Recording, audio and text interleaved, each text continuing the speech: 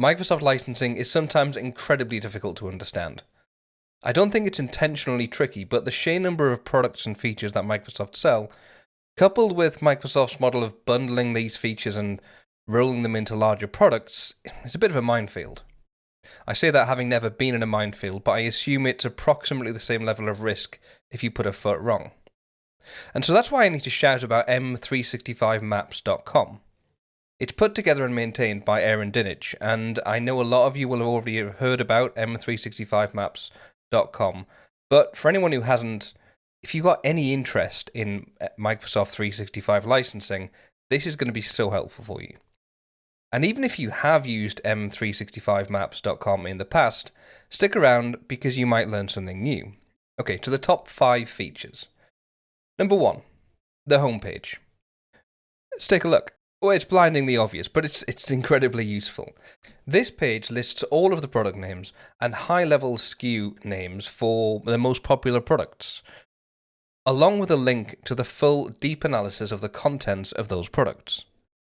Just jumping into one of these, we can see a graphical representation of the licensable features. Let's take a look at M365 Enterprise Ven. We can just zoom in to this model and take a look at perhaps attack simulation training. That's a link to the Microsoft documentation. Click that and you go straight to the Learn article about that particular feature.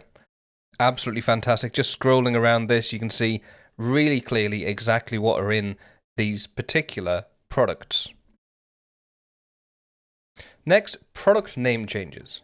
We know that Microsoft's marketing team need to make small changes here and there just to keep us on our toes. This feature provides a list of all the major product name changes, along with the date that they happened and the link to their announcement. Just jumping back to the homepage here, we have product name changes, and like I say, the previous name, the new name, exactly what we need, and a link to the announcement right here. This is when Microsoft Endpoint Manager changed back into Microsoft Intune, and they also added product family on there just for the fun of it. That's exactly when it happened. That's the blog article. And if we go back to there, we can see we've got the full announcement page as well. Now, for some people, that's just a nice to have. You can use it to keep up to date with changes. But for others like me who need to regularly justify and give a reason for using one product name over another, this is incredibly valuable. Next, feature matrix. Wow, if you've ever needed to understand which Microsoft features are included in which product, let's take a look. Back to the homepage and feature matrix. From here, you can see exactly which products contain which features, and you can even untick the ones that you aren't interested in, for example. Let's take a look. So, encryption, message encryption. I have no idea what product it's in, but apparently it's in E3 and E5 Office 365. It's in Business Premium, it's in Microsoft Frontline F3, and it's in Enterprise E5 as well. That's massively useful without having to troll through all the Microsoft documentation about where that feature is available. Number 4, edit mode. There are 6 edit modes. Just jumping back to the home screen, let's take a look at the Venn diagram right here, and let's say we want to zoom in and mention that we want to implement Defender for Office 365 Plan 1.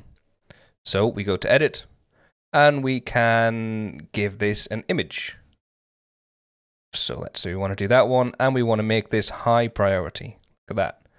And then we also want to highlight this entire feature so it's visible when we zoom out. And also we want to highlight that we want to implement e-discovery and audit. There we go. So we've got highlight, we've got draw. Draw is very simple.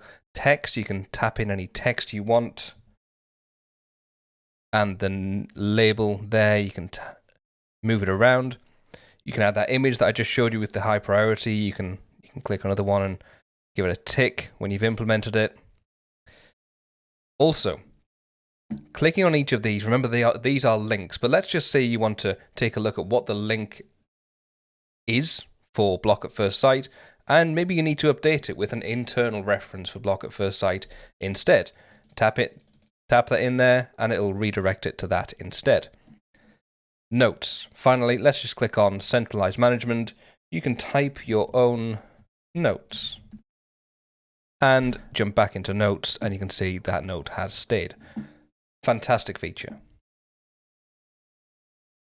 Finally, probably the most boring feature of most products is the changelog. Let's jump down to changelog. Look at this list of features that Aaron has added in January alone. This is a ridiculous number of features that have been added, removed, renamed, moved, clarified. It's unbelievable the amount of work that has gone into this particular product. Hopefully you found this useful. See you next time.